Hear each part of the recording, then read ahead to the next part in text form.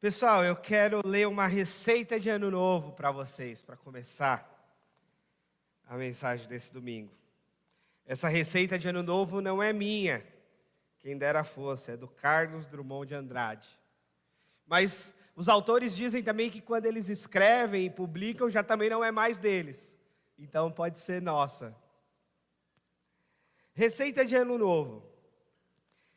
Para você ganhar um belíssimo ano novo, cor do arco-íris, ou da cor da sua paz, ano novo sem comparação com o tempo já vivido, mal vivido talvez, ou sem sentido, para você ganhar um ano, não apenas pintado de novo, remendado as carreiras, mas novo nas sementinhas do vir a ser, novo até no coração das coisas menos percebidas, a começar pelo seu interior.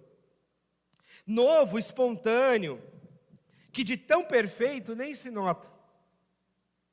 Mas com ele se come, se passeia, se ama, se compreende e se trabalha. Você não precisa beber champanhe ou qualquer outra birita. Não precisa expedir nem receber mensagens. Não precisa fazer listas de boas intenções para arquivá-las na gaveta. Não precisa chorar arrependido pelas besteiras consumadas, nem parvamente acreditar que por decreto de esperança, a partir de janeiro as coisas mudem e seja tudo claridade, recompensa, justiça entre os homens e as nações, liberdade com cheiro e gosto de pão matinal. Direitos respeitados, começando pelo direito ao gosto de viver. Para ganhar um ano novo que mereça este nome, você, meu caro e minha cara, tem de merecê-lo. Tem de fazê-lo novo. Eu sei que não é fácil, mas tente, experimente, consciente, que é dentro de você que o ano novo cochila e espera desde sempre. Carlos Drummond de Andrade, para a gente começar um ano novo. E agora, eu quero te convidar para o livro de 1 Crônicas. 1 Crônicas, capítulo 4. Uma história não, 2 versículos, mas que já deram o que falar e já virou livro famoso. A famosa oração de Jabes, ou Jabez, está em 1 Crônicas, capítulo 4, versículo 9 e 10. Este personagem bíblico, ele aparece unicamente aqui, mas as palavras são tão marcantes que repercutem para a eternidade. 1 Crônicas 4, 9 e 10 diz assim: Jabes foi o homem mais respeitado de sua família. Sua mãe lhe deu o nome de Jabes, dizendo: com muitas dores dei à luz. E Jabes orou ao Deus de Israel, assim: abençoa-me e aumenta as minhas terras, que a tua mão esteja comigo, guardando-me de males e livrando-me de dores. E Deus atendeu ao seu pedido. Vamos orar mais uma vez? Nosso Pai eterno, visita nosso coração, a nossa mente, neste momento, em nome de Jesus. Amém.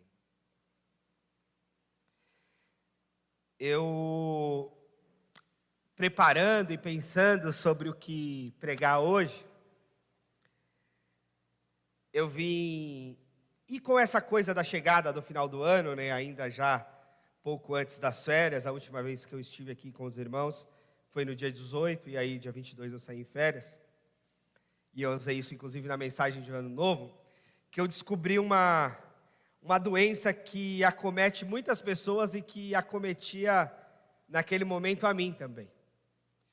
E essa doença, um neurologista chamou de dezembrite. Não é exatamente uma doença assim catalogada. Mas é um sentimento, um incômodo de chegar no final do ano, meio frustrado de não ter realizado tudo aquilo que se pretendia quando o ano começou. Um sentimento meio de fracasso, assim, de que o ano não foi aquilo que gostaríamos que fosse, ou que planejávamos que fosse. E aí, quando chegam 30 dias, 15 dias e uma semana para acabar o ano, a gente, pronto, agora não dá mais tempo. Porque talvez em novembro, em outubro, em setembro, ainda a gente tem algum tempo para algumas realizações, e a gente fala, não, até o final do ano eu consigo.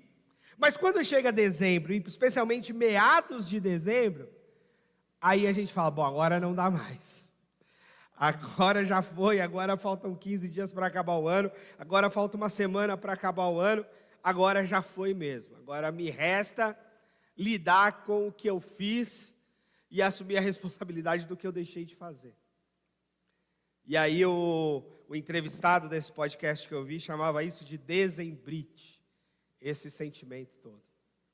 Então eu cheguei no final do ano um tanto assim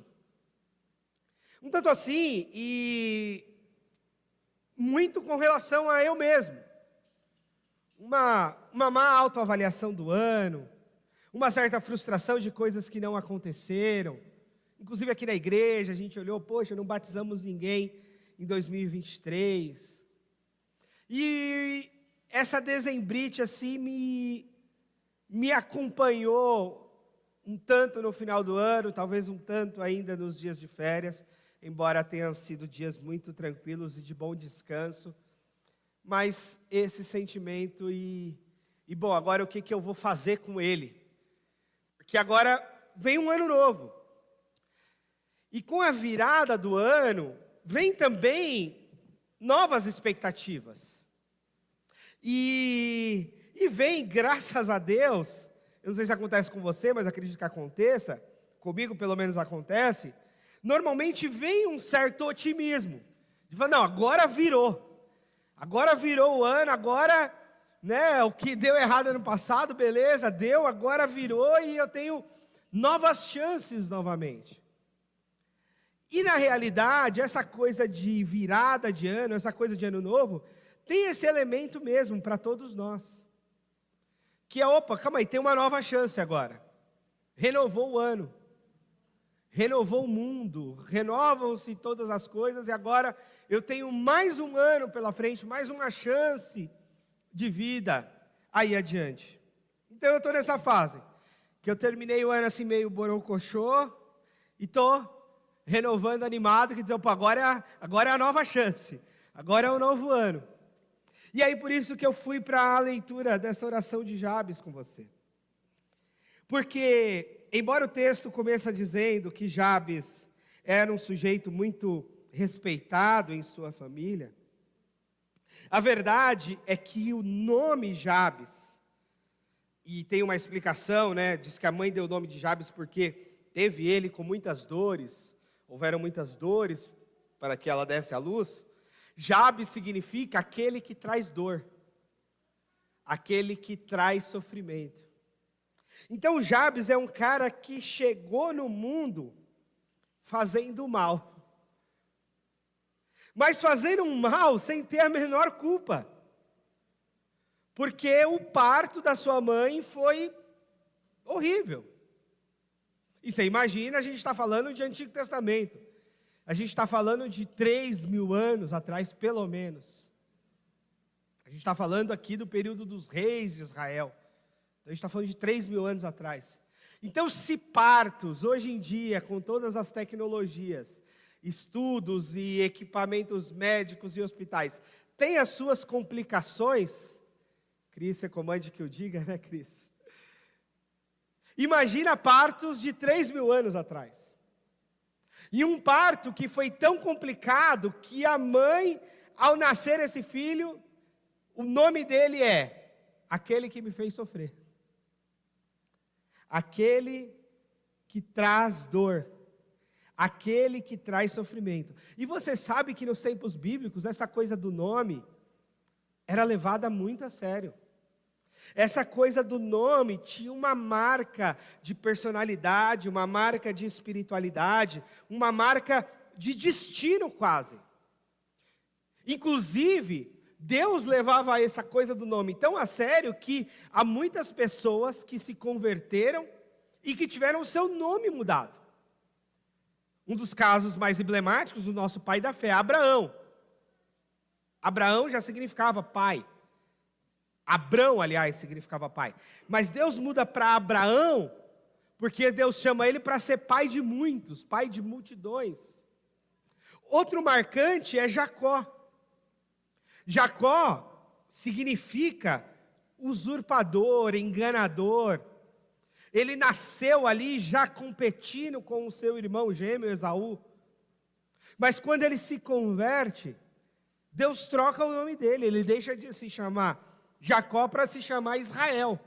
Deixa de se chamar o usurpador, o enganador, o enrolador, o mentiroso, para se chamar aquele que luta com Deus. Fazendo menção àquele episódio com o anjo lá no Vale de Jaboque. Então essa coisa do nome, né, Sara para Saraí, a revelação a respeito do nome de João, o Batista, a revelação a respeito do nome de Jesus, que é uma variação do nome de Josué, que foi um general conquistador e etc. Então essa coisa dos nomes na Bíblia, elas são muito marcantes. E em alguns momentos, Deus muda o nome da pessoa. Jesus também fez isso, né? Simão, ele diz, não vou te chamar mais de Simão, mas vou te chamar de Pedro, porque Pedro é pedra.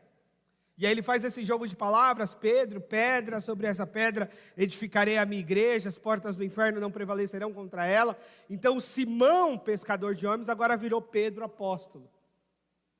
Então essas trocas de nome dão um sentido do quanto o nome é marcante e fundamental na vida das pessoas. E a gente deve considerar isso quando a gente for dar nome aos nossos filhos.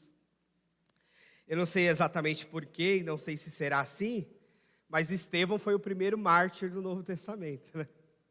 A mãe dele que não me escute, a avó está aqui. Estevão foi o primeiro mártir do Novo Testamento. Então, depois que mataram Jesus, logo adiante mataram Estevão a pedrada. Mas o nome carrega então toda essa força.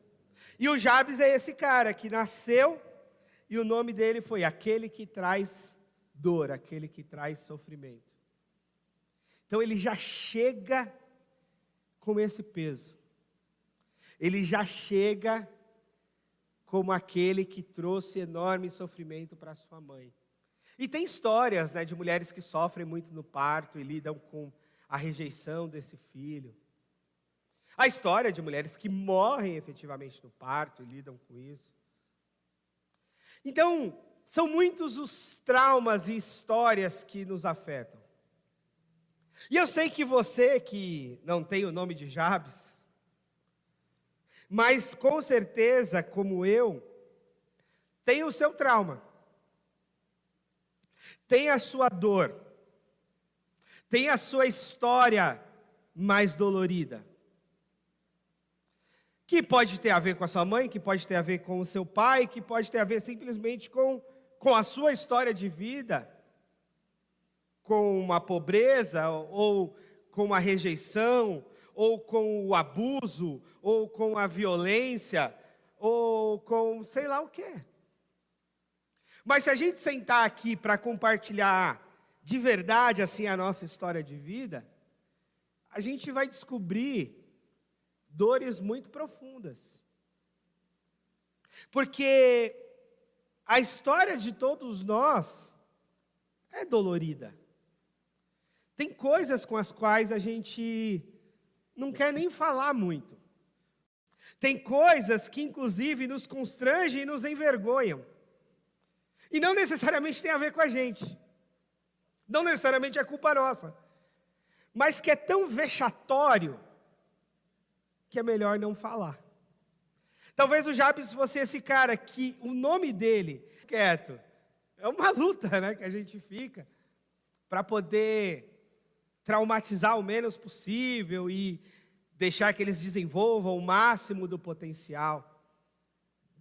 Mas a gente também tem que saber que os traumas são inevitáveis. Eles virão. A gente pode talvez fazer aí uma contenção, uma certa redução de danos. E é isso que eu acredito que você tem de fazer, que eu tenho de fazer. Mas é o máximo que a gente consegue. Até porque a gente não tem bola de cristal e a gente nunca sabe exatamente o que fazer. A gente tem ideias, tem feeling, tem bom senso, espero. Mas exatamente a gente não sabe, porque a gente não tem controle de nada, não sabe nem o que fazer com a nossa vida, imagina a vida do outro. Então, eu quero marcar com você e te lembrar, sim, todos nós temos traumas. E eles são totalmente inevitáveis, aleatórios. Quem de nós quer ou quis sofrer certos tipos de abuso, ou nascer numa casa violenta, ou de alguma forma sofrer abuso e violência dos nossos familiares, ou até dos nossos pais, etc. Muito provavelmente eles também não planejaram ser violentos, ou abusadores, ou sei lá o quê. Mas sei lá, aconteceu. Às vezes drogas, às vezes bebida, às vezes outras situações que invadiram a nossa casa, invadiram a nossa vida, e simplesmente aconteceu. E a gente estava no meio disso. Isso na infância, mas na vida adulta também. Circunstâncias econômicas do país, circunstâncias do trabalho, experiências traumáticas no emprego, no outro, experiências traumáticas numa demissão, num período de desemprego, experiências ruins numa situação econômica que a gente ficou mal, fez dívida, sujou o nome, se enrolou. Com certeza coisas que não estavam no nosso plano, mas aconteceram por um conjunto de fatores. Talvez por culpa nossa, outras vezes por culpa do outro e outras vezes por culpa de ninguém. Simplesmente aconteceu porque a gente está no mundo e porque as coisas não são certinhas e bem organizadas como gostaríamos que fossem. Então essa é a real do Jabes, que não tinha nada com isso, era só um bebezinho na barriga da sua mãe, mas que nasce trazendo todo esse trauma, todo esse sofrimento. Mas o interessante, o legal, é como o Jabes ora a respeito disso. Jean-Paul Sartre, é um filósofo existencialista, ele dizia que não importa o que a vida fez com você, o que importa é o que você faz com o que a vida fez de você. Porque a vida é isso, ela vai te traumatizar, ela vai te ferir, ela vai te causar dano. É verdade que alguns danos são mais graves que outros, é verdade que alguns sofrimentos são mais profundos que outros, mas ninguém passa ileso por essa vida. Ninguém. Ninguém passa por essa vida sem sofrimento, ninguém passa por essa vida sem trauma. Absolutamente ninguém. Agora a chave é essa, como é que a gente lida com isso? E no versículo 10, o Jabes lidou com isso. E ele lidou com isso, em primeiro lugar, em oração. Sim. Pode ser que você, em alguns momentos, não acredite em oração. Talvez como eu também, que de vez em quando eu tenho as minhas crises a respeito da oração, de olhar assim e saber, Deus está me ouvindo ou eu estou falando aqui sozinho? Será que a minha oração está subindo desse teto ou está ficando aqui? De vez em quando me dá essas crises. Mas o fato é que o Jabes começa a lidar com a sua dor orando, pedindo a Deus, falando com Deus. E orando o quê? orando a respeito do que ele queria, orando a respeito do que ele desejava, orando a respeito daquilo que vinha no seu coração, orando a respeito, não necessariamente para mudar de nome, mas ter uma outra história.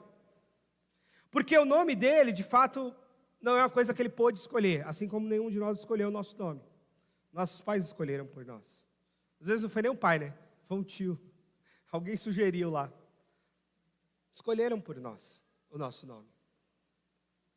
O jeito que nós nascemos, de parto normal ou de cesárea, não temos o menor controle sobre isso.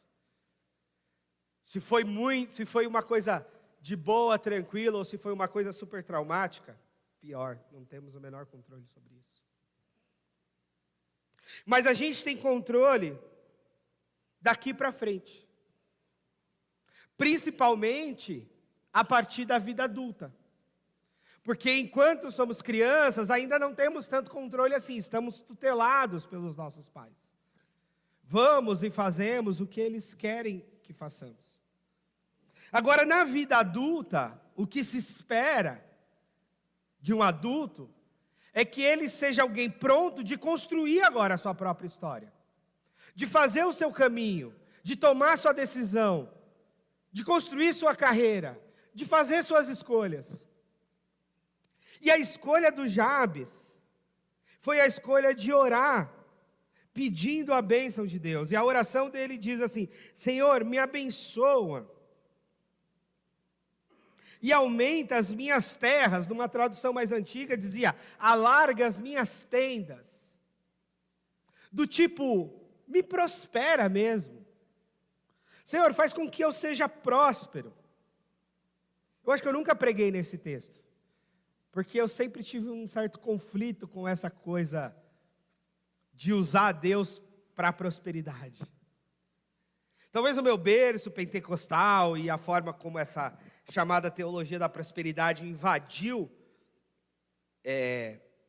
eu acho que a minha antiga igreja, por exemplo, isso me deixou bastante resistente com essa ideia de um Deus que quer simplesmente me enriquecer ou me tornar próspero. Mas a real é que eu cheguei no final do ano passado, meio endividado, e com as coisas assim, não tão boas em alguns aspectos. E eu me peguei pensando que talvez eu não tenha feito nenhuma oração a respeito de finanças, para a minha própria vida. Que talvez eu não tenha feito nenhuma oração do tipo, Senhor, eu queria tanto batizar 10 pessoas em 2023. Eu acho que eu não fiz essa oração. Eu fiz outras orações. Eu fiz oração por pessoas que estavam doentes. Eu fiz muitas orações de agradecimento. Esse é um padrão lá em casa, da gente agradecer pelo dia, pela comida, pelos amigos, pela igreja. Ensinar o Estevão a agradecer. A oração lá em casa já começa assim: filho, pelo que você vai agradecer hoje? Aí ele fala das pessoas e tal, e a gente agradece. Essa foi talvez o meu ritmo maior de oração durante o ano. Agradecer ali as coisas que eu tenho. E claro que isso é uma boa disciplina espiritual, e claro que isso é importante. Sermos gratos e ensinarmos gratidão aos nossos filhos. É lógico que isso é bom e é importante. Mas eu penso que está na hora, e eu penso comigo, e está na hora de eu dar uma de Jabes e ser mais ousado na minha oração e dizer: Deus, eu quero mais para esse ano. Eu quero coisas um pouco maiores para esse ano e melhores para esse ano. Eu quero isso. E antes que você imagine, como eu às vezes imagino, que orações a respeito de pedido de bênção, de pedido de prosperidade, podem ser equívocos da nossa parte, eu queria lembrar a mim mesmo e a você que oração, em primeiro lugar, é um exercício de humildade e de reconhecer que não será pela nossa força e pela nossa mão.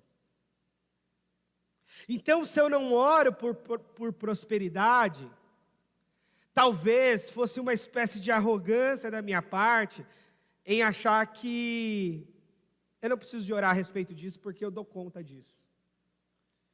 Eu não preciso orar para ser abençoado por Deus, porque o meu trabalho, os meus estudos e o meu currículo são suficientes para isso.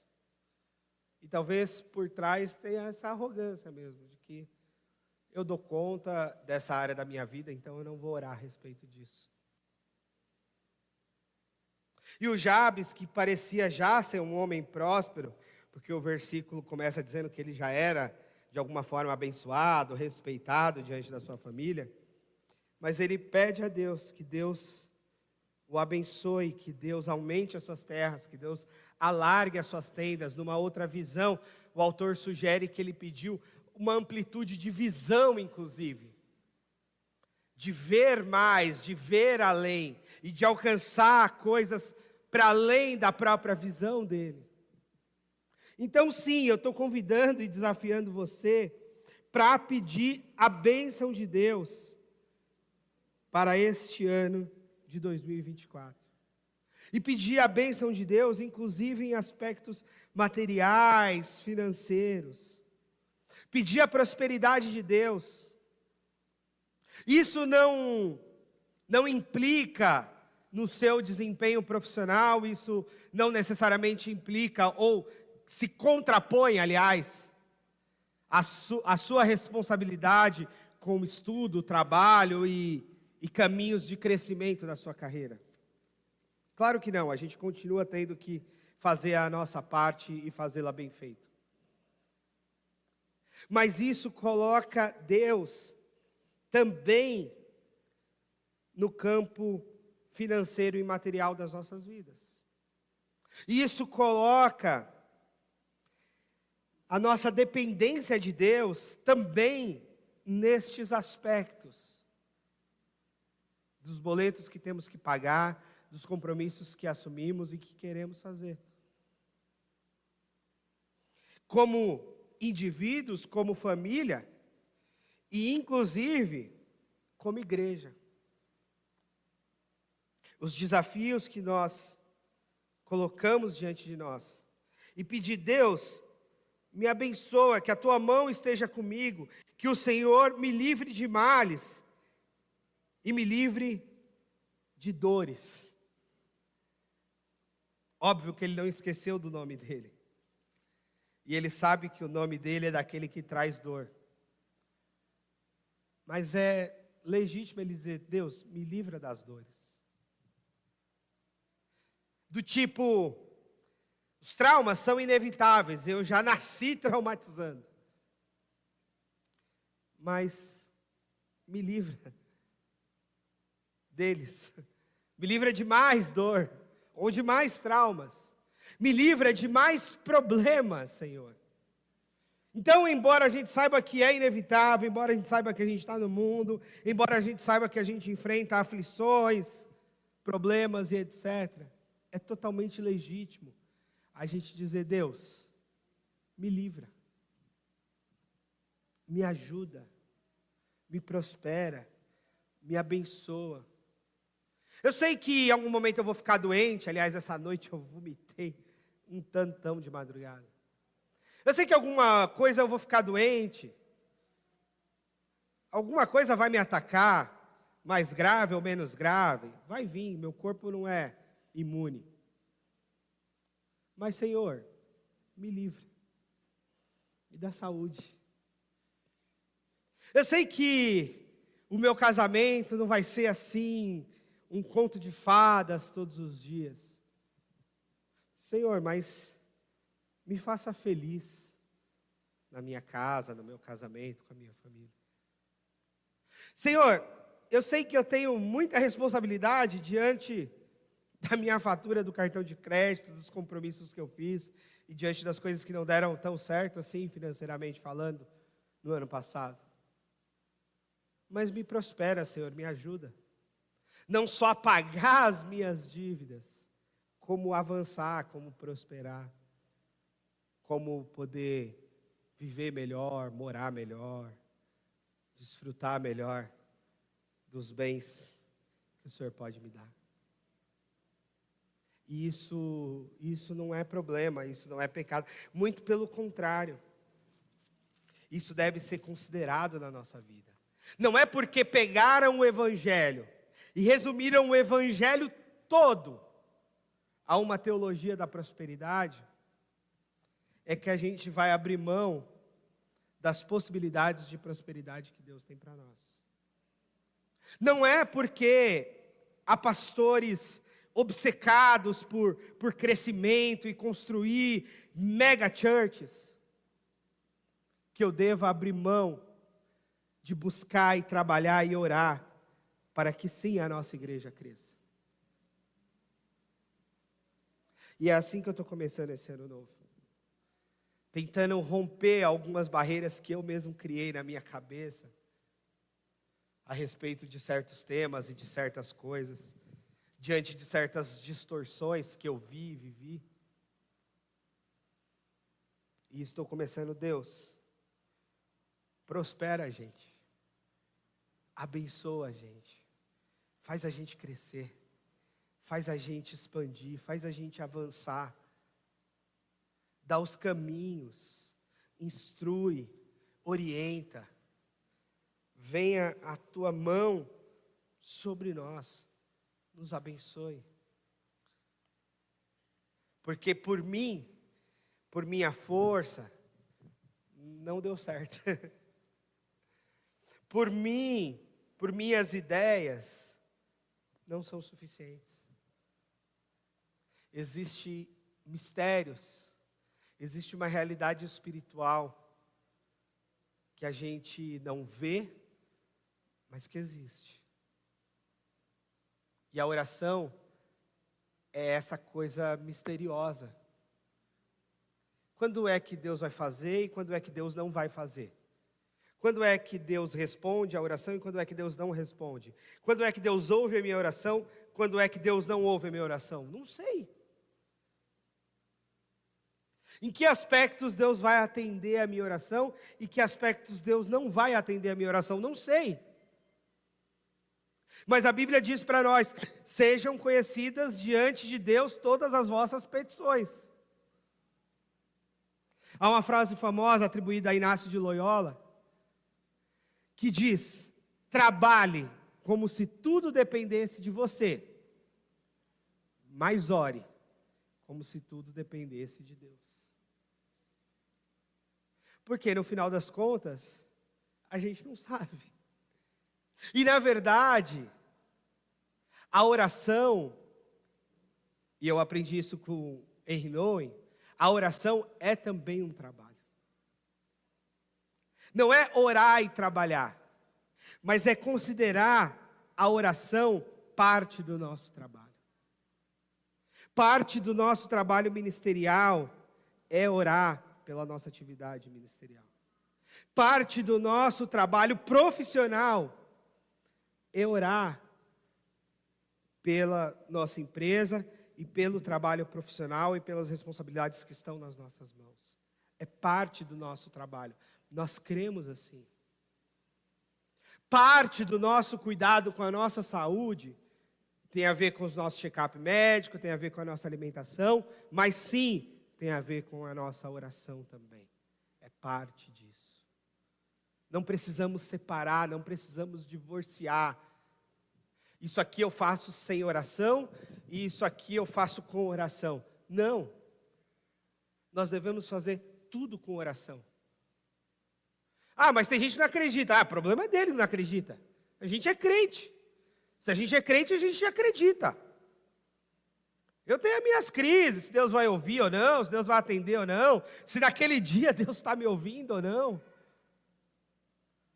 Mas a melhor resposta, na dúvida, ora. Ora. Ora porque você não sabe se Deus vai ouvir a oração de hoje ou de amanhã ou de depois de amanhã. Você não sabe se Deus vai ouvir a oração que você fez de joelho, ou a oração que você fez sentado, ou a oração que você fez deitado, ou a oração que você fez tomando banho, ou a oração que você fez dirigindo de casa para o trabalho, sei lá. Mas ora. Pede a Deus aquilo que você quer, aquilo que você deseja, aquilo que você almeja. E vai discernindo no caminho se isso está fazendo sentido ou não. Mas ora. Ora como um gesto de devoção, mas ora como um gesto de dependência, ora como um gesto de humildade. Do tipo, Deus, mesmo sabendo, sem saber se o Senhor está ouvindo ou não está me ouvindo, mesmo sabendo se o Senhor vai me atender ou não vai me atender, eu vou orar, porque eu não dou conta por mim mesmo. Então eu tenho mais é que orar. Tem gente que vai fumar pedra de crack, tem gente que vai cheirar cocaína, tem gente que vai beber, tem gente que... Eu vou orar. É o que eu tenho para fazer, é orar. Tem gente que vai fazer outra coisa para dar conta da vida. Eu preciso orar para dar conta da vida. Em primeiro lugar. E é isso que Jabes ensina para a gente. Então eu quero caminhar para a conclusão, relembrando a você, que não importa a sua história, e como você chegou aqui, até 2024. Eu tenho vários traumas para contar para vocês, ao longo dos meus 39 anos. E eu já escutei alguns de vocês. Eu já vi um pouco de alguns de vocês. E tem outros tantos que eu não sei sobre vocês, mas que vocês têm. E não vamos entrar aqui numa disputa, quem tem os traumas maiores ou menores. Sabe, quem teve a vida mais difícil, mais sofrida. Né? Cada um sabe de si, sabe da sua história. Mas eu quero te convidar a entrar 2024, daqui para frente, considerando esse ano novo e a oportunidade dessa nova história. E de uma nova história com a bênção de Deus. De uma nova história com a prosperidade de Deus. Uma nova história em todos os campos da nossa vida, sim. Vamos orar e pedir a Deus e crer que Ele pode agir em todos os campos da nossa vida. Financeiro, sentimental, emocional, de saúde física, de saúde mental, na nossa família, sei lá. Tem gente que quer casar em 2024. Vai saber. Não sabe o que pede, né? Mas vai lá. Vem que a piscina está quentinha. Vem que a piscina está quentinha. E tantas outras coisas que vão aí no teu coração. E o que eu quero te desafiar, que é o desafio que eu estou tomando para mim, para esse ano, eu quero permanecer em oração sobre tudo isso. E eu quero ter a cara de pau de pedir a Deus a bênção sobre tudo isso. Pedir a Deus a prosperidade sobre tudo isso. O que Ele vai responder? No final do ano eu conto para vocês. Depois a gente vê o que Ele respondeu, o que Ele não respondeu. Mas o que eu estou me desafiando eu vou pedir. Eu vou orar. Eu vou acreditar, eu vou dobrar o meu joelho. Eu vou escrever no meu caderninho. Eu vou orar. E aí, deixa Deus fazer. Deixa com Ele. Tem um campo aí de mistério, que eu não sei como é que vai ser isso. Mas eu sei que a minha parte é trabalhar orando e orar trabalhando. Inclusive sem separar uma coisa da outra, mas tentar conectar minha vida de oração com o meu empenho, a minha vida de oração com os meus dons, a minha vida de oração com os meus estudos, a minha vida de oração com a minha disciplina, a minha vida de oração com tudo que eu puder fazer a mais, além, começando pela oração e seguindo adiante por todo o resto.